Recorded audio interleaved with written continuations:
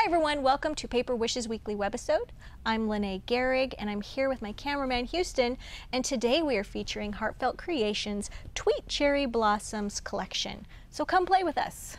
The first project up is a mixed media project. I'm a big fan of mixed media. I love to gather out all my supplies and lay them in front of me and just experiment with different colors and textures.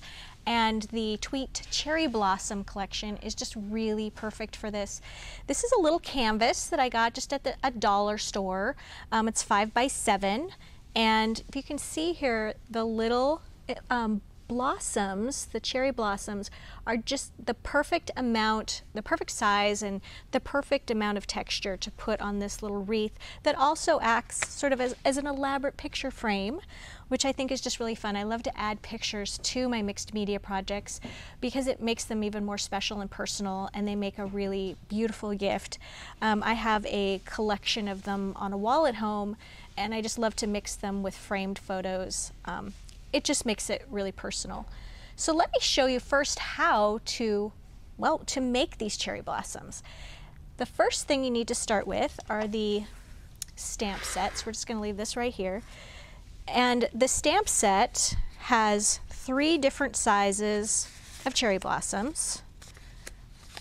There we go. A leaf set, and also the little birdie, which I didn't happen to use on this project, but we'll look at that later. And then it also includes the die set.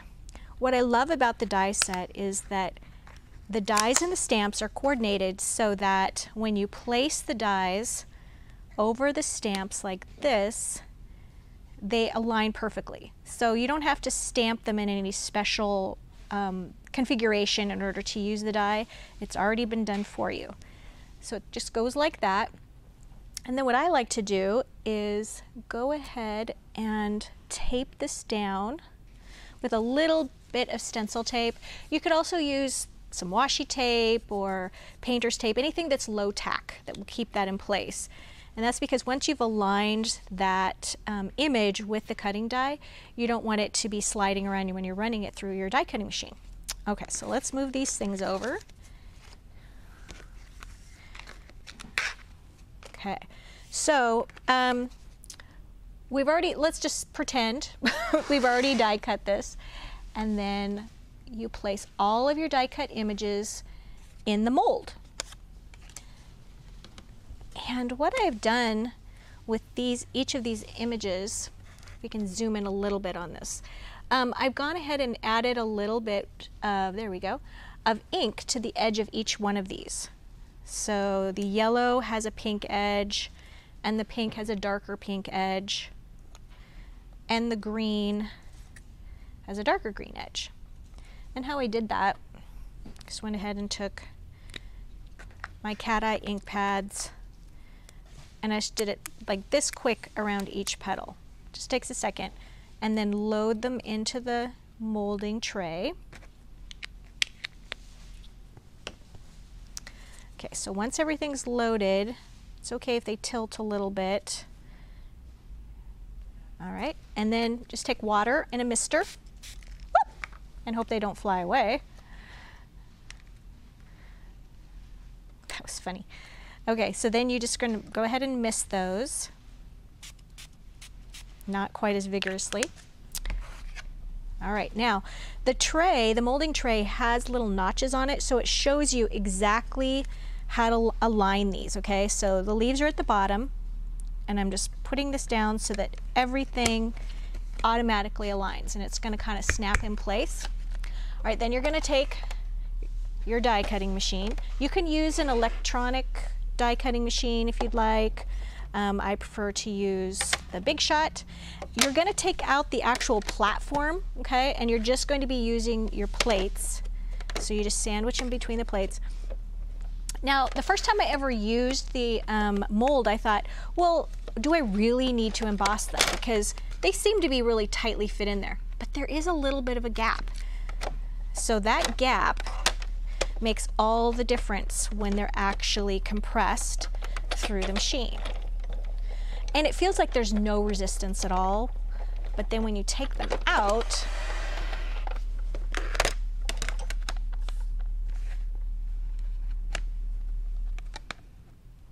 The water's causing a little bit of a suction there. When you take them out, they're already embossed. So there we go, just like that. Couldn't be more easy. And because I've just misted them, they're just a little moist. So I will just let those dry for just a few minutes while I start working on the background, and then they'll be ready to use. Move these down into frame a little bit more. Okay, so I'm going to move these over. All right, and I'm going to show you how I created the background of the mixed media project. Okay, so I'm just going to be doing this on a piece of paper. You would be doing this on the canvas. I'm going to use my craft mat because this is so messy to protect my work surface. There we go. All right, so I've gone ahead and pre-done this so that it was dry, but what I did was I took the little crazy, it looks like little paving stones. It's called the Crazy Mini Stencil, which is just adorable. And let me grab a piece of paper here.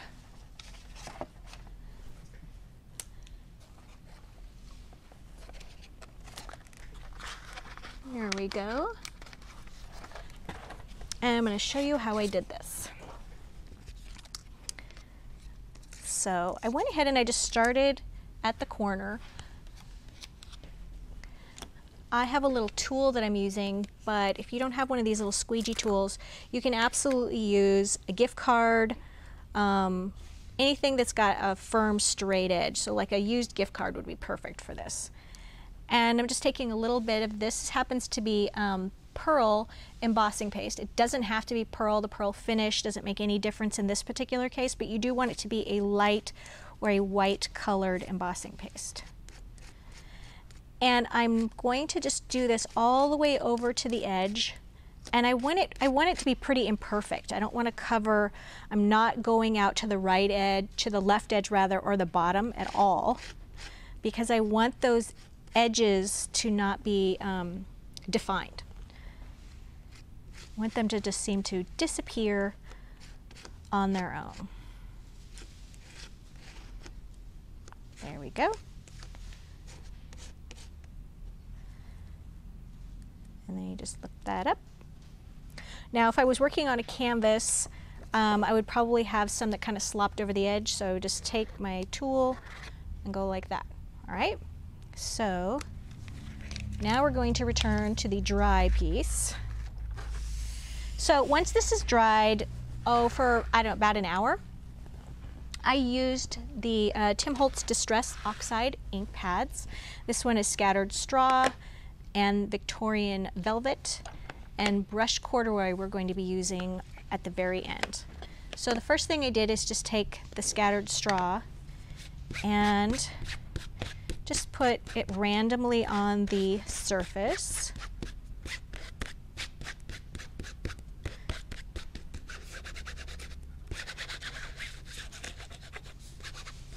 Okay, so there's not full coverage there, but that is okay, because, wow, I should have continued to use my craft mat here, but we'll just clean up after. You're just going to mist that canvas with water, take a paintbrush, and just go over the entire canvas, and you're covering the little paving stones,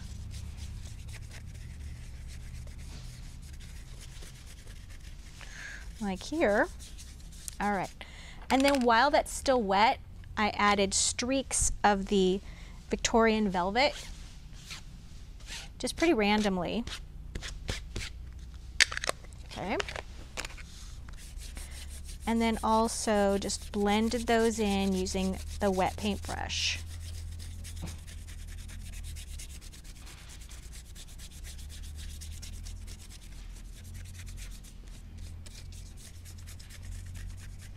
There we go.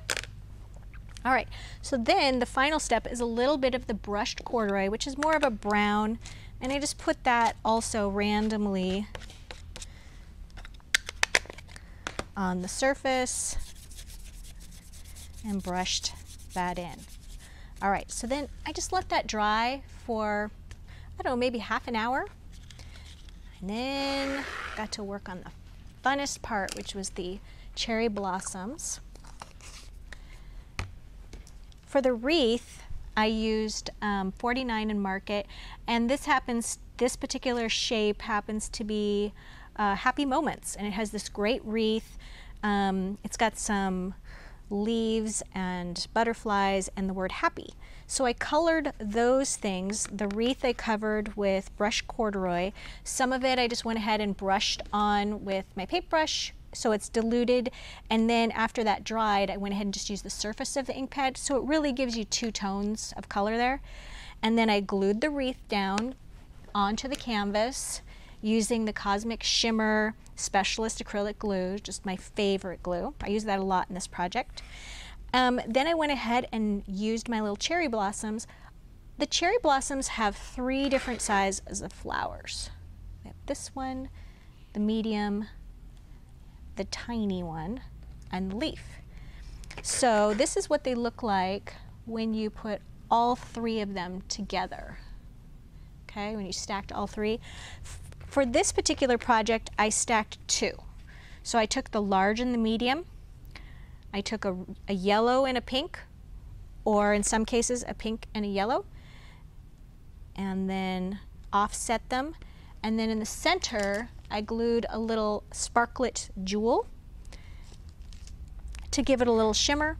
Once again, used my Cosmic Shimmer glue and glued them around the edge. And as you can see, there's a small cluster at the top and then a very sort of heavy cluster at the bottom with everything sort of running off the edge. Okay? This project looks like it has a lot of detail on it, but using the cherry blossom mold and being able to make so many at once made it very quick to put together. I actually made this with drying time and everything. It took about 3 hours to make, which, you know, for a sort of an heirloom keepsake, I thought was really a good amount of time to invest. So I would really encourage you to give mixed media a try. If it's not in your wheelhouse, you know, $1 canvas and the cherry blossom tool is something that you can use on many different kinds of crafts, even on scrapbooking, because it's such a, the flower is really more flat. It's not going to get crushed like a lot of 3D flowers would. So give mixed media a try and let me know in the comments what you think about doing things like mixed media, if it's something that you'd like to see more of.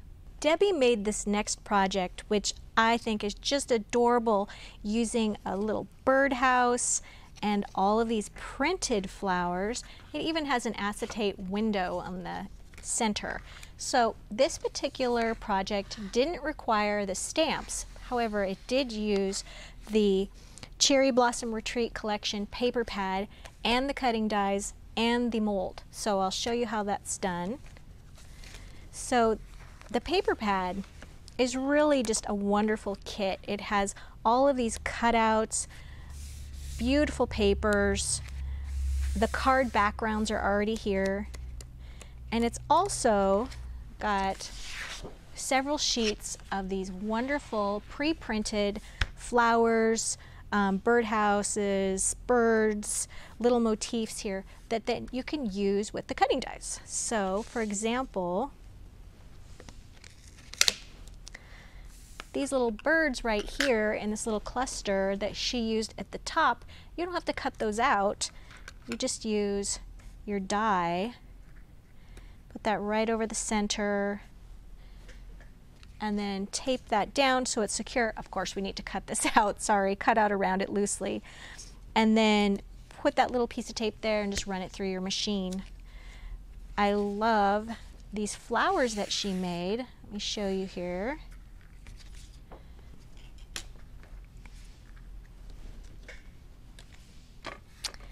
So these were all pieces that were die cut quite easily. Here she used all the layers. She used 2 of the large ones, 1 of the medium flower, and 2 of the small ones. And then she just added really adorable little sparklets on the center there. So here we have the mold. Put the pieces in here. So we've got the flowers. and the birds. And once again, we're gonna spray this and hope they don't go flying again. Who thought there would be enough wind caused by, whoop, one of them jumped out. Who knew there'd be so much wind caused by the sprayer? All right, so now we're gonna go ahead and align the corners here. Oops. We're going to run it through our machine using just the plates.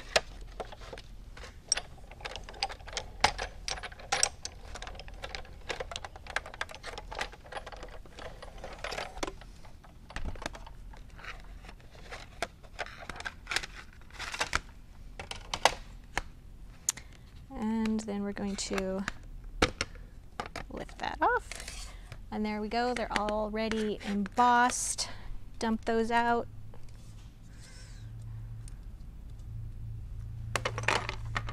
Okay, so once again, these just need to dry for a few minutes because they're not wet, they're just moist. Okay, and then just assemble them using just a small amount of the Cosmic Shimmer glue and just a little sparklet in the center of each. Just charming. This last card features only the Cherry Blossom Retreat collection. And the reason I did this is I wanted to show you how versatile this paper pad is. It has everything you need in it to really pull together some really beautiful spring, summer cards. So the background paper, the card topper, the border, the tag, the greeting, all included in Cherry Blossom Retreat collection. I added a little bit of foam tape, some sequins, even right up here, some really tiny iridescent sequins, and a piece of ribbon, and my card was done. So the Cherry Blossom Retreat collection works great with the Tweet Cherry Blossom cutting dies and stamps and the shaping mold, but also a standalone, you can just make dozens and dozens and dozens of cards with it. So thanks for joining me today. If you're watching us on YouTube, be sure to check out our special value. If you go to paperwishes.com, you can see this special value for today's webisode, as well as other wonderful products and webisodes. And we just thank you for joining us today, and we'll see you again next week.